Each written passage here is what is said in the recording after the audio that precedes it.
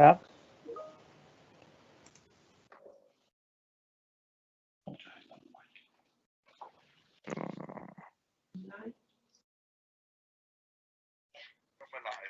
Somebody talks just to see if it's still on. Hi, this is Jo, here to run the circus workshop. Yep, Good. all good. Yep. Perfect. Yeah. Brilliant. Hi everyone, this is Jo. Welcome back. Sorry about our technical difficulties. Hopefully we're going to get on with the show now. We're going to rerun this session from the beginning so you didn't miss anything. So the first thing I'd like you to do is to introduce Jake and introduce Kira. They're going to help me today with our poi and juggling workshop. So thank you, Kira, for now. We'll see you again in a minute. The first thing I want to do is demonstrate our juggling balls that we're going to use today. We're making these ones out of flour and balloons, and this type out of rice and tights. Jake's now going to show you a type of juggling ball known as Thuds. So if you like juggling and you get far with your skills as you practice, you might want to explore some different types of equipment. So Thuds feel very similar to the rice and tights. They're quite squashy. They're called Thuds because that's the noise they make as they land in your hand. And if you drop them on the floor, because they're squashy, they won't roll away. We're now going to move to stage balls. What I should say to give you an idea is the Thuds cost probably £3 or £4 a ball. These are stage balls. They're bright, they're colourful, they're easy to be seen on stage in a performance. They're quite heavy. You might have heard the sound when they dropped. And also, because they're much firmer, they do tend to roll away and need chasing if you drop them.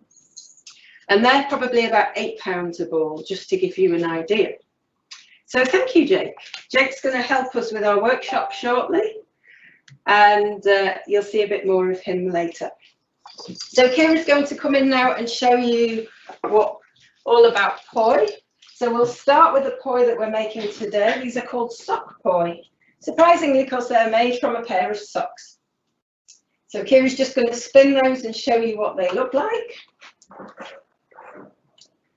And now we'll move on to see some poi that are called contact poi.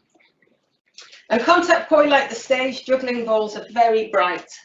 Again, they're bright so that you can see them on stage. Your audience gets a clear view of what you're doing. They're also heavy like the stage balls, which means you can also do manipulation and other kinds of body tricks with them as well.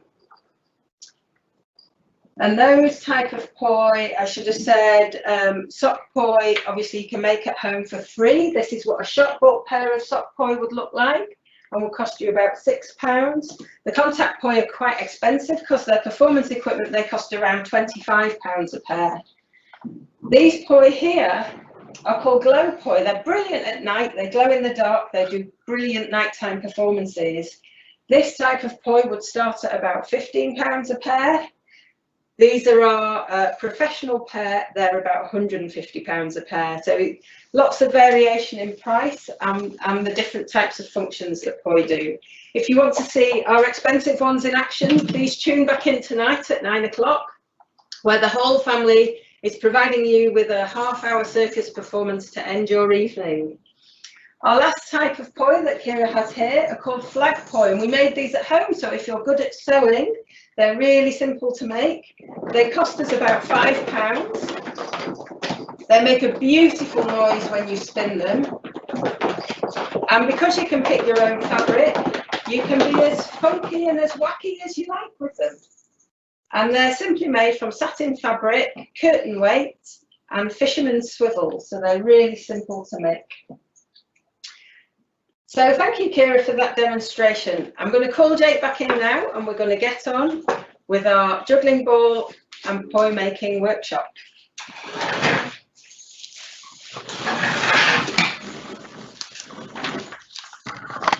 So as we talked about before, we're going to make juggling balls from balloons filled with flour, or if I reach over here, tights, regular ladies' tights filled with rice. So during this workshop, to help us fill our juggling balls, I'm going to use a funnel out the kitchen, but I appreciate not everyone's going to have a funnel, so I thought I would teach you how to make a cone first to help with the filling. And the great thing about these cones is that the cone I'm going to show you how to make, if you're a baker and you love icing, these cones make perfect icing bags as well. So do learn how to use these. They have multiple uses and be really handy. So we're going to take a regular piece of paper. I've got Jake here who's going to make along with me so that I go at a nice speed for you and I don't go too fast. So we're going to fold our paper like we were making origami, where you would normally go to make a triangle with the edge of your paper, but we're going to go a little bit further so you end up with this nice V at the top. It doesn't have to be exact, but as close as you can, and then make a nice big crease in your paper. So when you open it out, you should see a line across your paper like this, and we're going to cut along the line.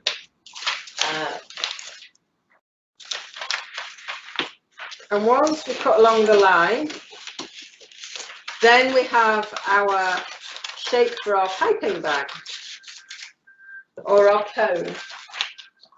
So you'll see that we've ended up with a triangle. We've got a really long side with a point and a flat end. And we're going to make the small end of our cone in the middle of our long edge. So we're going to put our hands flat, and between our thumb and our first finger, we're going to take the pointy bit of the triangle along the long edge. And then we're going to roll our hands over. It won't go exactly along the line, it'll go at an angle. Ooh. We'll try again, roll our hands, and then we're going to pull with the flat end.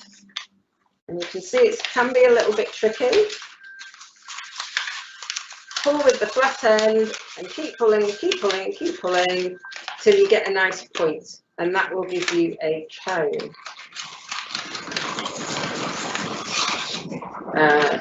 As long as you don't let go, which is what I've managed to do. There we go. So once you've got your cone, you might want to take a piece of sellotape to fix it.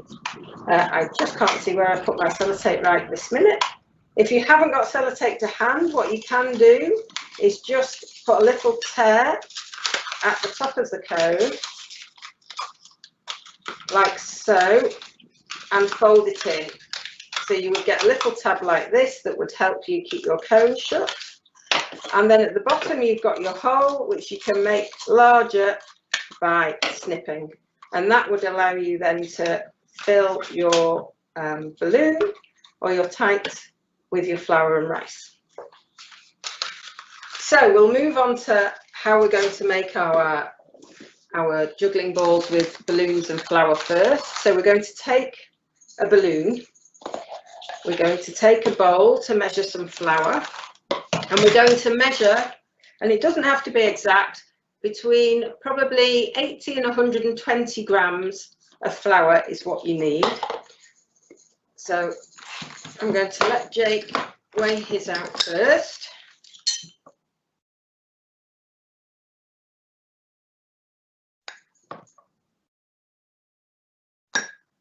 And hopefully you're all weighing along with me at home.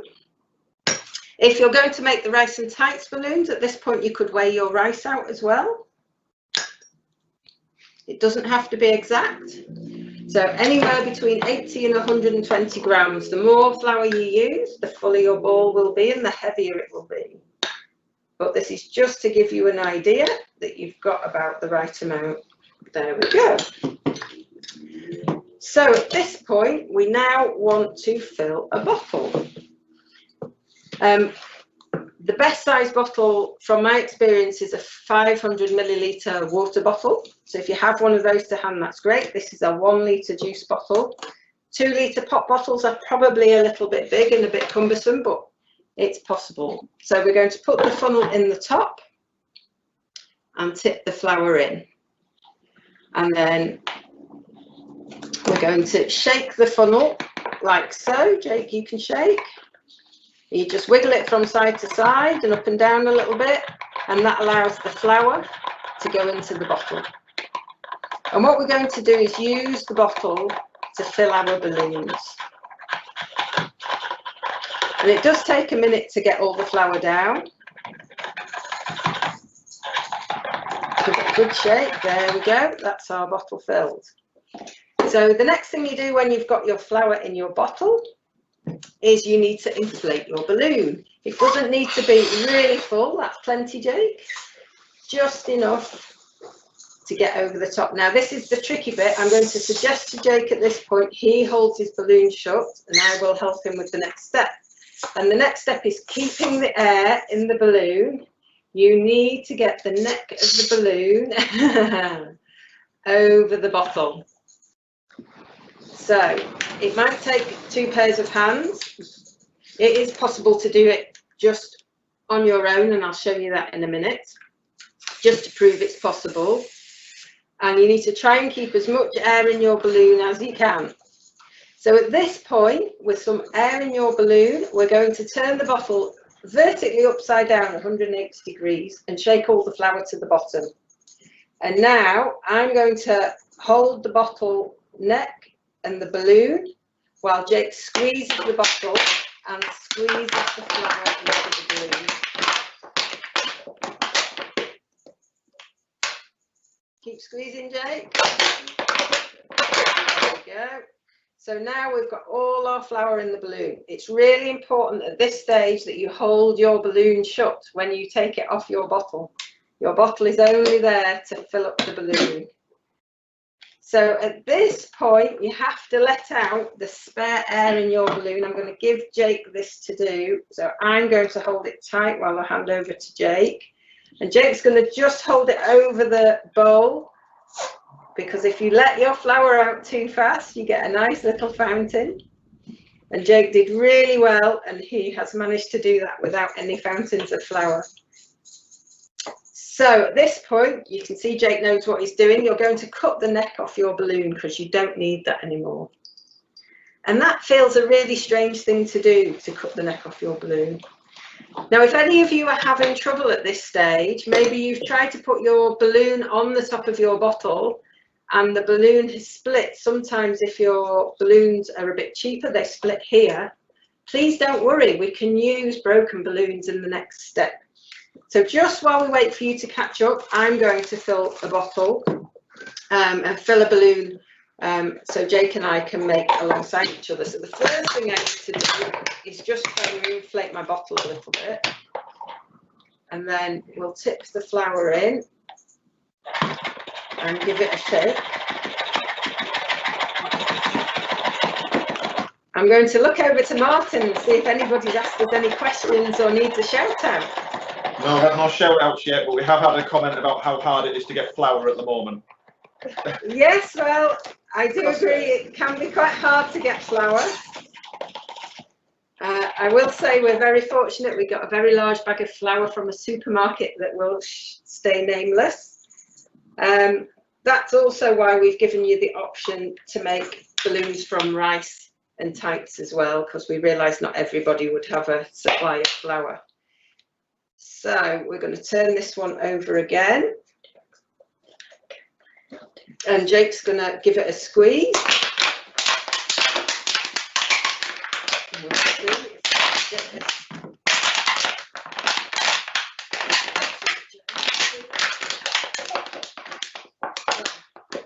So Jake has demonstrated a pitfall with making these juggling balls, as he's put a little bit too much air in his balloon.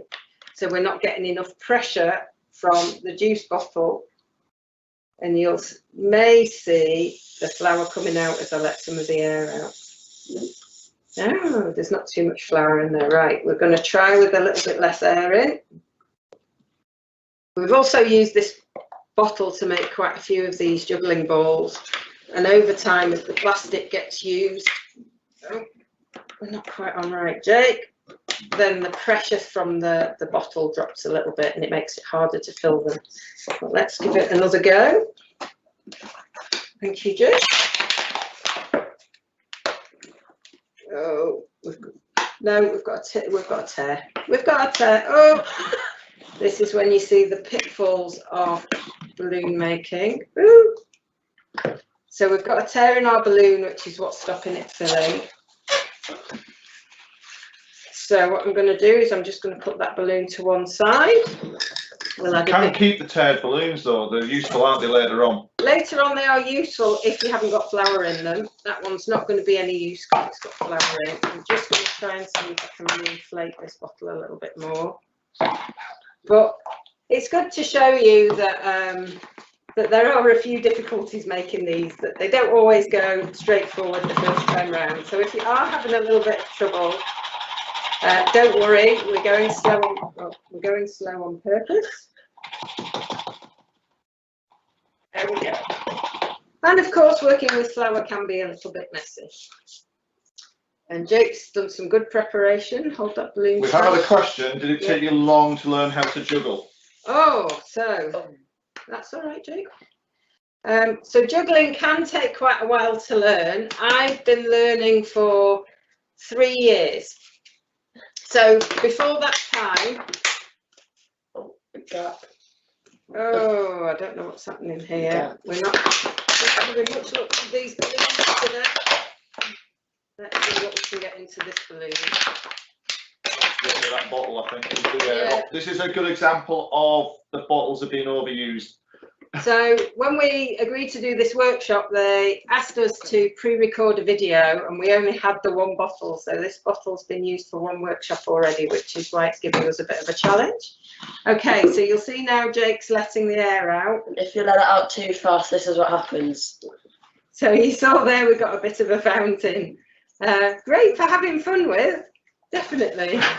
We've had can we have a shout out to Cameron from Sunderland Explorers? Oh, hi Cameron, nice of you to be with us this afternoon. So like we did before with Jake's balloon, we're just going to cut the top off, like so. And that gives you a balloon with a little bit of flour popping out. And you can see Jake put less in his balloon. So we've got balloons of different sizes and different weights.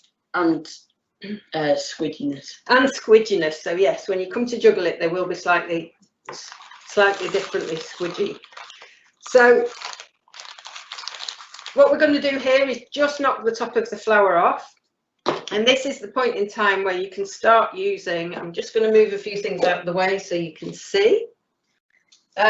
You can start using any balloons where you may have spoilt the neck, because the next step involves cutting the neck off your balloon. So what we want to do with the juggling balls is put around 4 layers on top of the balloon that we've got there to make sure that all the flour stays inside. If you put 3 is at the absolute minimum in terms of layers that you can get away with. We made a practice one with only 2 layers, and when the top layer falls off by accident, then your flour comes out. So it's always worth putting about 4 balloons on.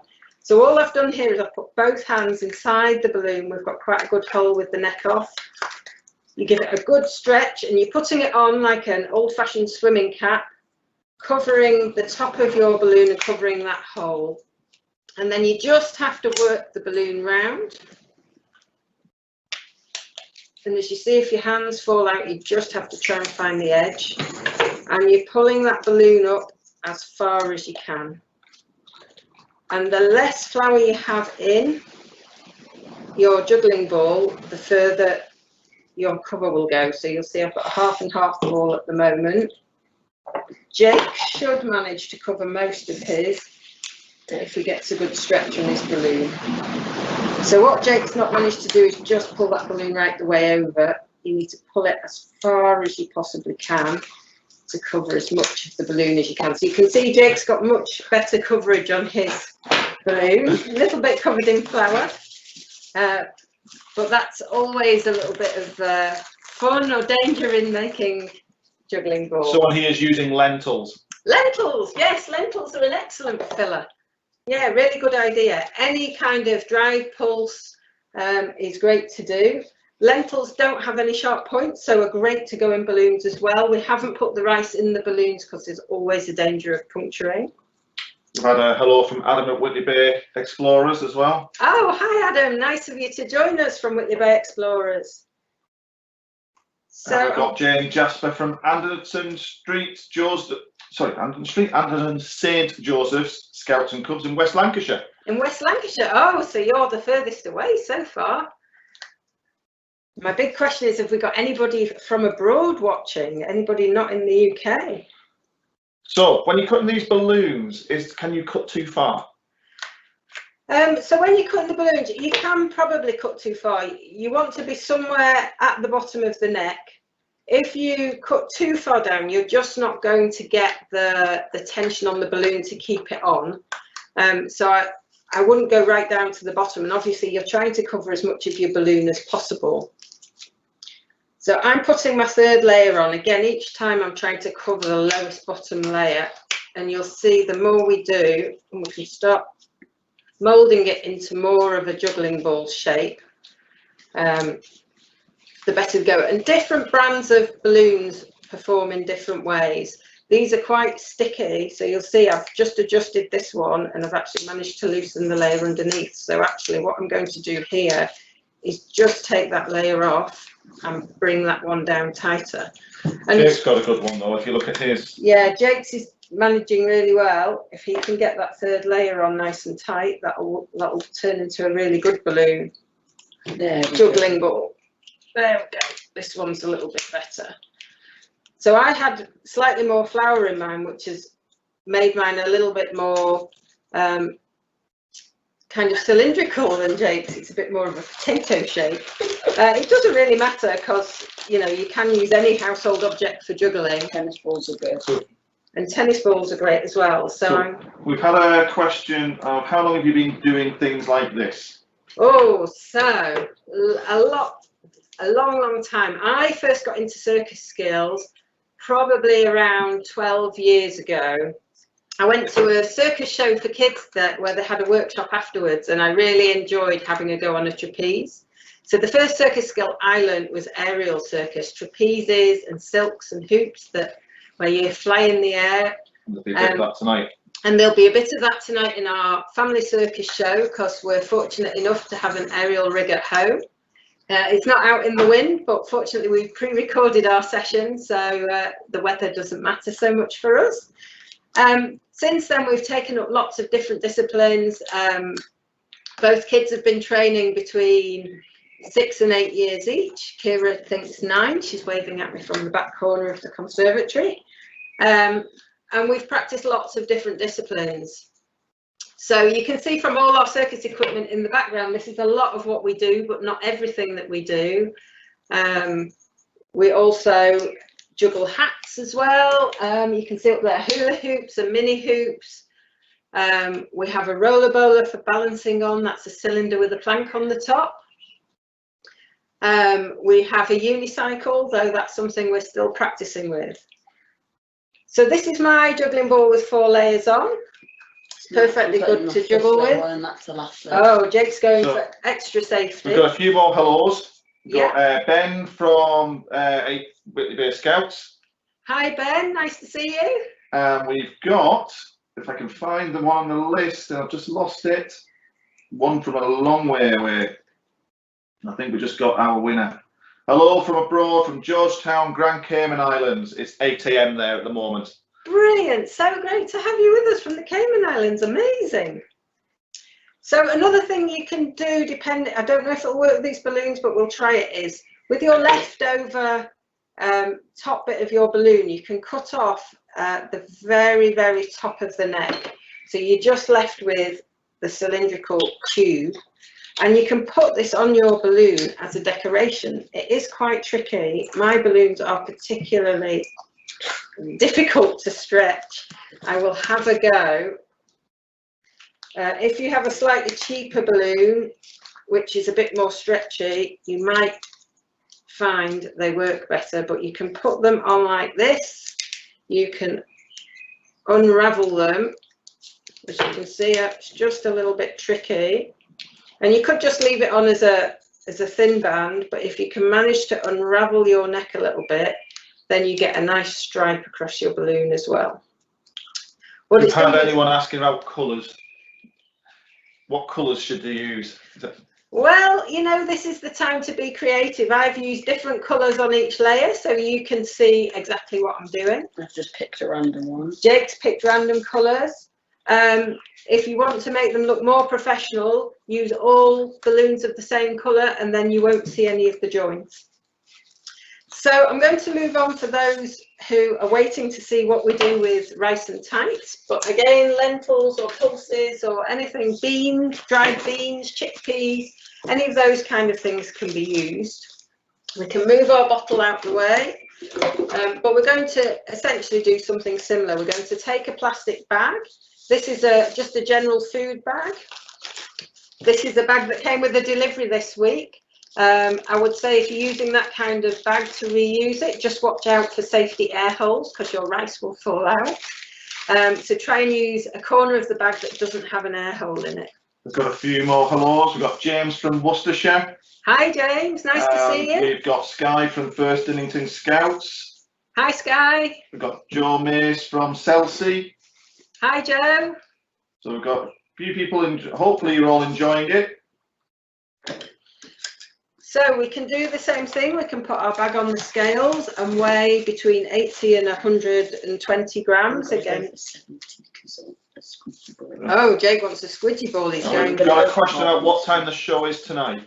Oh, the show tonight is 9 o'clock. And it's 9 o'clock, I think, again in the STEM tent. And we've got loads of exciting things. We've got demonstrations of aerial skills, poi, diablo, and there's even some danger in there. And there are some special guests that maybe you wouldn't expect in a circus. So lots of things to come back and have a look at this evening. And we would be delighted if you could join us. So you can see here, Jake's weighing out his. Now he's weighed out here, it says 30 grams. It's more than that. No, I don't think it is. Maybe we need less rice. I am going to have a look at the rice ball I made earlier, and we're going to see how heavy this one is. So this one actually is only 40 grams. So I'm going to make mine not a squidgy one. So Jake's going to fill his up a bit more. He thinks this one's a bit small, but you need to be careful with the size of your plastic bag. So I'll probably say that's enough, Jake. And the next thing that Jake needs to do is to tie a knot in his bag, because obviously we don't want it to come out. I am going to just... No, well, I'm guessing when you tie a knot in the bag, you need to get all the air out. Yes. Because what you don't want to do is for the bag to burst while you're juggling with it. So it will be contained in your tights. So I've made a slightly smaller one than Jake. I'm tipping it in the corner and then I'm grabbing above it. So it is a bit of a cone shape at the moment, but that gets all the air out. And then once I've grabbed it, I'm going to tie a tight knot as close to the rice as possible, like so. And it doesn't have to be perfect as long as you've squeezed the air out. So you can see now it's nice and squashy. Do you need the help with your knot, Jake? It's too big. So that's the danger if you overfill your bag, then it's hard to tie the knot. Yeah, once you've squeezed the air out of Jake's, there isn't much plastic here for knot tying, so I'm going to take a little bit out of Jake's to give us the ability to tie the knot. So Jake's having a bit of a comparison of weights to see what the difference is. It's about 10 grams heavier. So Jake's is 10 grams heavier than mine. So once we have tied the knot, then we're going to just snip as close as we can to the knot. We don't need the leftover bits of plastic. And this is where your pair of tights comes in. So I'm going to grab a pair of tights. I'll give Jake a pair of tights. And you're going to get your hand right down to the bottom of the leg, like so. And that just makes it easy to put your bag of rice inside. Oh, this feels weird. Oh, Jake's put his bag straight in, so that's okay too. You can do that. I'm going to pull mine inside out. We've got James here from Worcestershire who said he can ride a giraffe unicycle. Oh, that's amazing, James. Wow, that's brilliant. We know a few unicyclists. I haven't managed to master the skill yet. So the first, wait, Jake. So the first thing I'm going to do here, what I did with this one, I only put one layer of tights on. and I tied the knot and I cut it off just like we did with the plastic bag.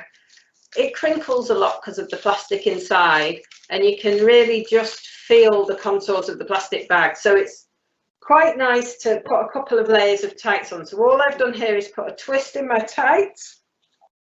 I'm going to put my hand back in the leg again so that I can turn the tights inside out. And that gives me an extra layer of tights on my juggling ball and just makes them a bit softer to the touch. You can manage that, Jake? No. Yes. So I'm now going to, at this point, snip off the leg of my tights and tie a knot in the end. Again, I'm trying to tie as close as possible to the juggling ball and to the rice. And then again, once the knot's in, we can snip. And there you have your juggling ball. And that's perfect now for juggling with. And hopefully Jake's with us on this one. Excellent. So now at this point, you can make your sock poi.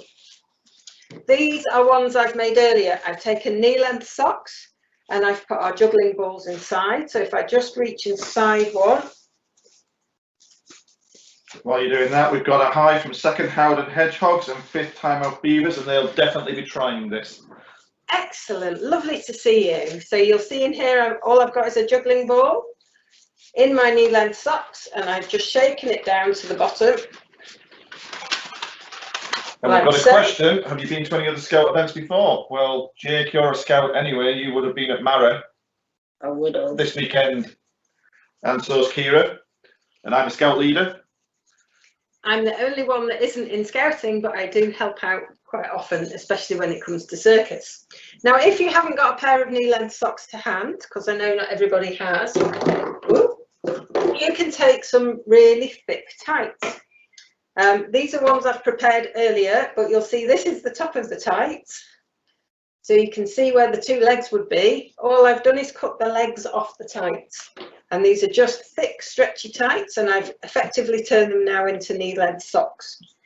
And you just take your juggling ball and drop it in the bottom. This one. Yeah, you can take whichever one you want, Jake, and drop it in the bottom. And now you have your sock poi. So what we're going to do now is we're going to move to a poi demonstration. I'm going to call Kira in to help us, and we're going to talk to you a little bit about how we use the poi and some tricks you can learn. If any of you are struggling to make your juggling balls or your poi, do pop the questions in the Q&A. We're going to move through a poi demonstration now and then a juggling demonstration. And once we've done that, we can come back to the table and I can answer questions and help you get your balls made. And while we're sorting ourselves out, we've got a few more hellos. We've got first Hartford Sea Scouts, some of them are watching from Hertfordshire. We've got hi from 4th Morpeth, and we've got hi from Martha and Archie from the 2nd Wide Open St John's. Well, it's absolutely brilliant to see you all here today. I'm going to duck out the way to give Kira plenty of space. We just need to move a chair. So we've got to do a little bit of a move around because we need space now just to do this demonstration. So as you could probably see from looking at the poi earlier, it needs quite a lot of space. So Kira's checking she has plenty of space. We originally wanted to do this outdoors, so we had all the space in the garden, but it's not been possible because of the wind today. So the first thing, as we're in the STEM tent, I thought it would be useful to teach you a little bit about the physics of poi. So a poi works on the principle of being a pendulum. So it can swing from side to side in kind of a circular motion. And that's what a pendulum does. You might see that on clocks. If you see the inside workings of some old clocks. And then to get the poi moving round in a circle, Kira's going to apply some pressure, which gets it moving in a circle. And the ball is trying to throw itself out of that circle all the time. And that force that Kira's applying with her hand gives it centripetal force, and that forces the ball to stay in the circle. while it wants to move off on its own. So if any of you been on any of the funfair rides where you stand up and you're thrown out to the outside of the ride, this is what's happening to the ball as it's moving around the circle. It's feeling centrifugal force and it's trying to push away from where Kira's trying to make it go. So Kira's now going to show us a trick known as a stall. And this shows us how the centrifugal force works on the poi, because the poi, when Kira stops giving it that centripetal force, the ball tries to go off in a straight line. So she'll show you that again. And the trick, being a poi artist, is to understand how that ball stops. So as Kira's arm stops spinning in a circle and the pendulum takes over and the ball moves in a straight line, gravity's then trying to move the ball downwards towards the floor. And the skill of the poi artist is to get the poi ball to stop and come in the opposite direction before the audience notice the effect of gravity. So that's our physics relating to how poi works. The other thing to bear in mind when you're learning poi as a beginner is that, especially with our contact poi, they're quite heavy, and depending how heavy you made your juggling balls, they can hurt you if you hit yourself, and it's quite common as a beginner to hit yourself as you work out how to control the poi. So go slowly, take your time, and make sure, as we said before, you're working in plenty of space. So we're going to start by showing you the real beginner basics, so you can get moving, hopefully in time with us with your poi. So we're going to start, Kira's going to start by rotating the poi just in front of her face. And this is known as the wall plane. So if you stood up next to a wall, you should be able to rotate your poi in a circle so it just follows the shape of the wall, so going in a vertical circle. And this is our wall plane. And Kira's showing you now from the side.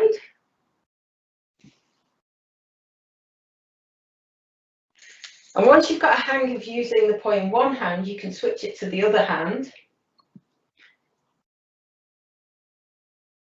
And once you've got the hang of that, then you can add in your second poi.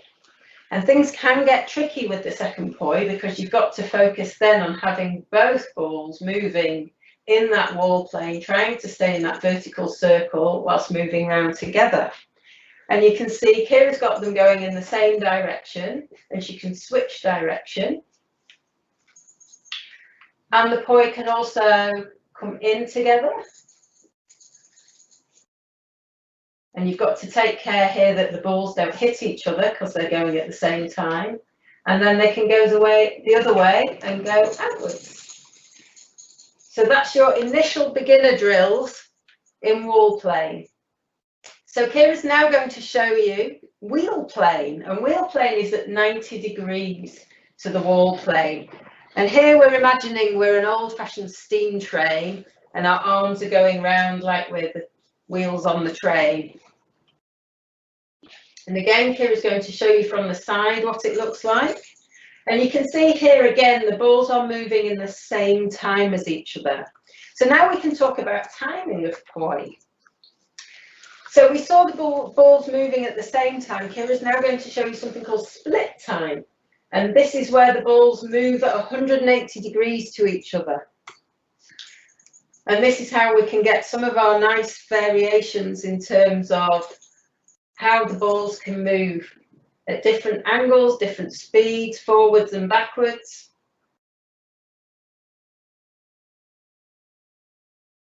So once we've managed to get a hang of our balls moving in the two planes, wall and wheel plane, we can then have a look at a trick called butterfly. So this is our balls moving together in the same time, but instead of being outside each other like we showed earlier, Kira's bringing her arms together and crossing to form the wings of a butterfly. And this is really one of the first basic beginner tricks. While we're there, we've got the first bikers, looking at trying this at the first bikers circus camp. Excellent. A circus camp sounds really we've got exciting. Riley and Ansel from the 17th. They're really enjoying it and are going to watch tonight. Hi, Rani and Ansel.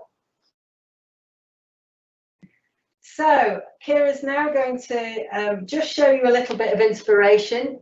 The trick now is she's going to show you some of her favourite tricks, and what I'd like you to do is watch these closely, and if you can tune in tonight, see which tricks you can see later.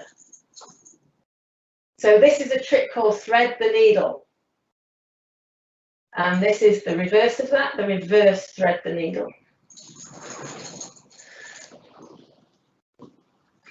This is a weave. And a reverse weave. And a reverse weave. And a windmill.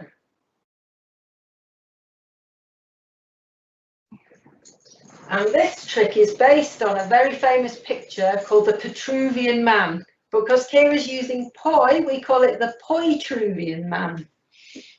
This is Poitruvian Man, and this is my variation known as Poitruvian Woman, which I created by adding 2 extra spins in front as I go round. Thank you, Kira. Great demonstration. So Kira's going to leave us now because she actually has her own Explorer workshop to go to. So thank you, Kira. We will be seeing lots more of Kira tonight at 9 o'clock with those amazing poi skills. So while we get ready for the next bit, we've got Seb from First Ponteland Scouts in Northumberland, really enjoying the session. Thank you, Seb.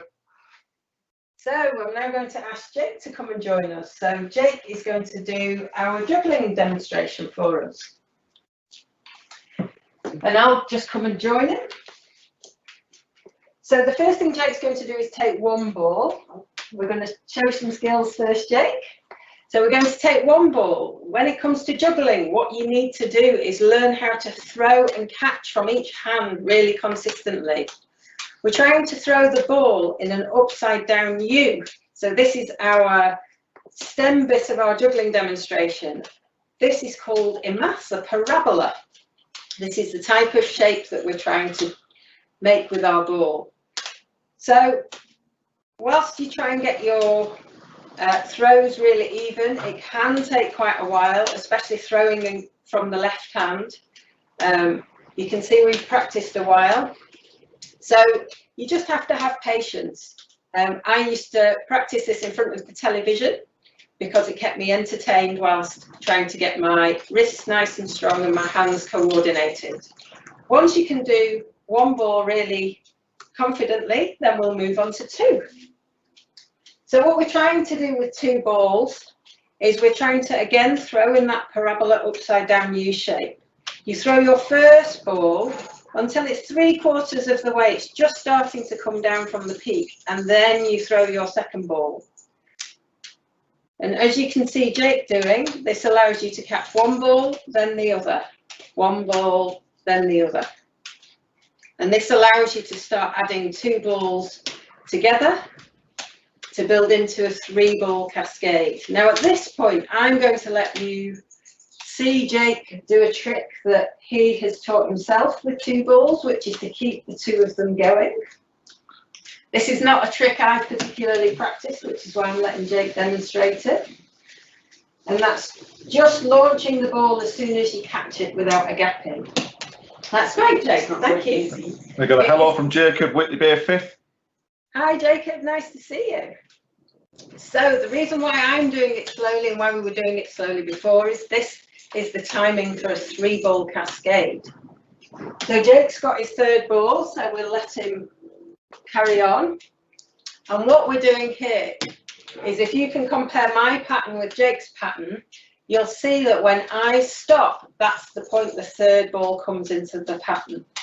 And again, all 3 balls are doing the same thing. They're going up and stop, and as they're coming down off the peak, we're launching another ball. And that is how you get the 3 balls in.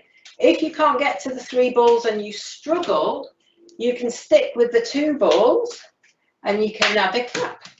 And as you can see, it's not easy to do that either, especially when you're not practiced those drills for a while. And if you throw higher, you give yourself more time. And that gives you more time to catch the balls. And that should get you into a 3-ball cascade. Now, if you're struggling with 3 balls and you want to stick at 2, there's quite a few tricks you can do with 2 balls. So the basic one is throwing 2 balls with 1 hand. And depending on how good you are, there's lots of different variations of that. So this one is drawing a circle from front to back. It's not so easy as you can see. Then I can switch and I can draw a circle from inside to outside. And the balls are sometimes very tricky. And this one is drawing a circle from outside to inside. Well done, Jake. Now the last one of the 2 ball variety is called columns, where we're trying to keep the balls separate, going up and down in separate columns, so they're not drawing circles and following each other. They're doing their own thing.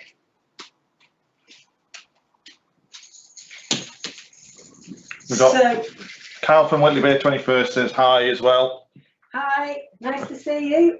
So I'm going to hand over to Jake now, and he's going to give you a bit of inspiration from his juggling practice. And what trick are you doing now, Jake? Tennis. So tennis is where 1 ball is going over the top. Jake's going to do it with 3 different coloured balls. Let's see if you can do it with the red one. You'll see the red one goes from side to side over the top of the 2 green ones, like a tennis match. This is a reverse cascade. So this is like our 3-ball cascade we were just teaching you, but we're throwing the balls here from the outside rather than the inside.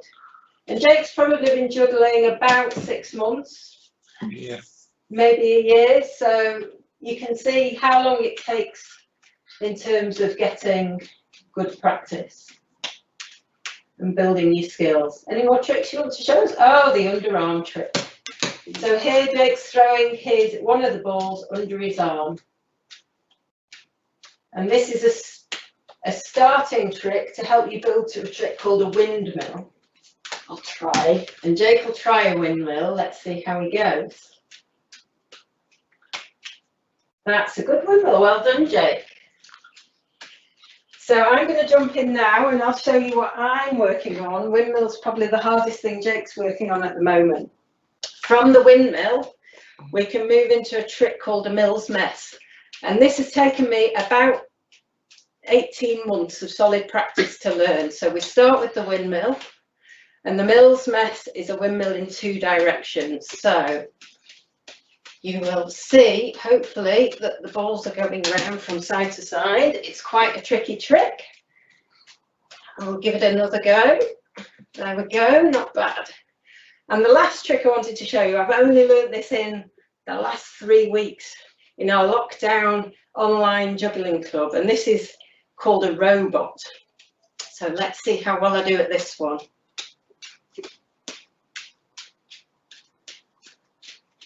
And it's supposed to be like a robotic claw grabbing the balls and moving them. There we go. So that's the end of our demonstrations. We hope we've given you some great inspiration for juggling and for poi. Well, before we finish, we have a few messages though. That's great. We've got hi from Ava at Second Wide Open Cubs. Nice to see you, Abe. Someone's excited for 9 PM, and Seb says it's the best session yet. Yay, we love to hear that. So before we finish off for the afternoon, does anybody need any more help with their balls or have any questions on how to do the making? Last chance to ask some questions. No, I think. No, we're quite on the chat. That's excellent. Well, in which case, we'd just like to thank you for watching. We're really excited to show you our skills this evening at 9 o'clock. So please do join in, though I know there'll be a replay later. And goodbye from Circus Family Edwards.